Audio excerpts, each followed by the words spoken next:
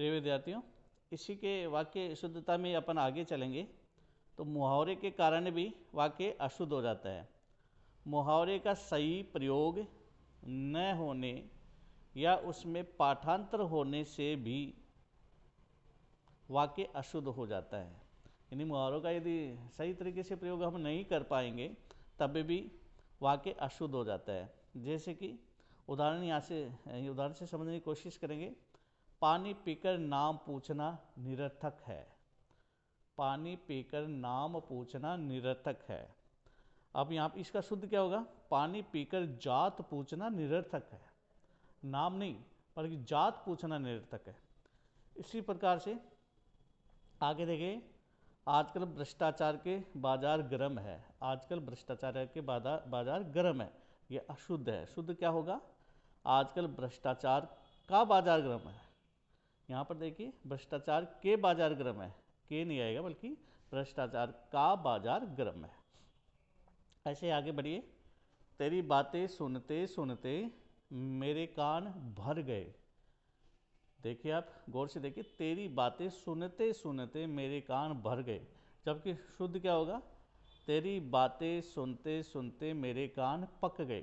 कान भरते नहीं है बल्कि बातें सुनने से कान पक जाते हैं, यानी कि वो सुनने की स्थिति में नहीं रहता है। तब उस तेरी मतलब उसके जो भी किसी से बात यदि वो नहीं चाहता है वो सुनना, तो उसके लिए ये होता है कि तेरी बातें सुनते सुनते या किसी की बातें सुनते सुनते कान पक जाता है, यानी कि वो और सुनना नहीं चाहता है। तो इन उदाहरणों को हम बार बार देखेंगे तो हमें उनको अशुद्ध और शुद्ध नहीं लिख पाएंगे, बल्कि हम शुद्धता पर ध्यान देंगे और हमें शुद्धता का ज्ञान भी होगा। इसी प्रकार से थोड़ा आगे बढ़िए। मेरे तो सांस में दम आ गया। मेरे तो सांस में दम आ गया, ये भी शुद्ध क्या होगा? मेरे तो नाक में दम आ गया। सांस में थोड़ी दम आता है, नाक में दम आता है। इसी प्रकार से प्रेम करना तलवार की नोक पर चलना है। प्रेम करना तलवार की नोक पर चलना है, क्या होगा? शुद्ध क्या होगा? प्रेम करना तलवार की धार पर चलना है। तलवार की नोक पर नहीं, तलवार की धार पर चलना है। तो जब इनका उदाहरण को देखेंगे तो हम शुद्ध वाक्य लिख सकेंगे। ऐसा ही अशुद्ध वाक्य जो कारण है, अशुद्धता का कारण है, उसमें एक कारण है संयोजक संबंधी कारण। देखिए, सही संयोजक शब्द नहीं लगाने पर भी वाक्य अशुद्ध हो जाता है।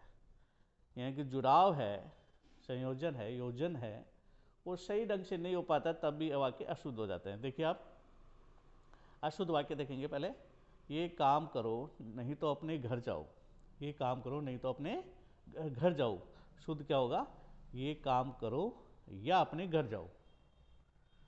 नहीं तो नहीं, नहीं तो प्रयोग नहीं होगा बल्कि या होगा यहाँ पर, या अपने घर जाओ, ये शुद्ध है। इसी प्रकार से जैसा बोओगे उसी प्रकार से काटोगे। शुद्ध क्या होगा? जैसा बोओगे वैसा काटोगे। जैसा बोओगे वैसा काटोगे, ये शुद्ध है। ऐसे उदाहरण देखिए। यदि वह रुपया मांगता तब मैं अवश्य देता। यदि वह रुपया मांगता तो मैं अवश्य देता, ये अशुद्ध है। शुद्ध क्या होगा? यदि वो रुपया मांगता तो मैं अवश्य देता। यदि वह रुपया, मतलब यहाँ पर तब है, ये तब का प्रयोग यहाँ पर नहीं होगा, बल्कि तो का प्रयोग है, तो मैं अवश्य देता, ये शुद्ध है। इसी प्रकार से अशुद्ध देखिए आप। जो ही मैं पहुँचा वह उठ गया। जो मैं पहुँचा वह उठ गया। शुद्ध क्या होगा? जो ही मैं पहुँचा तो ही वह उठ गया, ये शुद्ध है।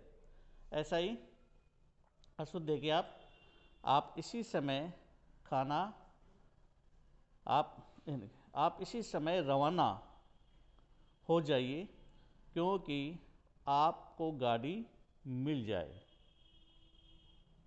आप इसी समय रवाना हो जाए क्योंकि आपको गाड़ी मिल जाए। शुद्ध क्या हो गए? आप इसी समय रवाना हो जाइए ताकि आपको गाड़ी मिल जाए।